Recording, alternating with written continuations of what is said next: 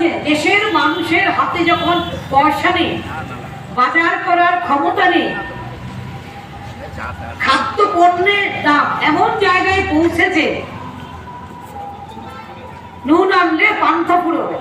এই হচ্ছে আমাদের দেশে মেহনতি মানুষের এই মুহূর্তে অবস্থা। আমি বাজারে যাই, আমি দেখি বাজারের হাল। আপনারা বাজারে যান, আপনারা দেখেন একটা সাধারণ সবজির দাম কোথায় গিয়ে পৌঁছেছে। কোনো নিয়ন্ত্রণ আছে বাজারে?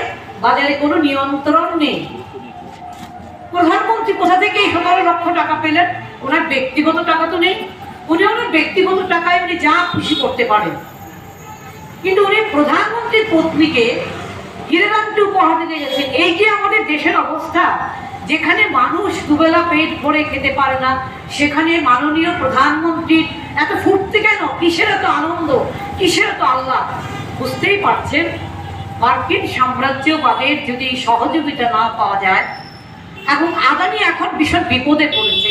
আদানিকে বাঁচাতে গেলে এখন আমেরিকার পদহেলন করতেই হবে। সুতরাং তারা যত নিচে নামতে পারে তত নিচে নামবে। সাধারণ মানুষের কথা তাদের ভাবার সুযোগ নেই। বলছিলেন কমরেড দিলীপ দত্ত, বলছিলেন প্রকল্প কর্মীদের কথা, গ্র্যাচুইটি পেনশনে যাওয়ার পর আমরা কর্মচারীরা গ্র্যাচুইটি পাই, লিভ স্যালারি পাই, জিপিএফ পাই, জমানো টাকা, একবার জমানো টাকা নিয়ে আমরা কর্মচারীরা বাড়িতে আসি। কেন? প্রকল্প কর্মীরা কি এটা পাওয়ার কোনো তাদের অধিকার নেই? আমি তো মিড ডে মিল কর্মী, আশা কর্মীদের কথা বাদই দিলাম।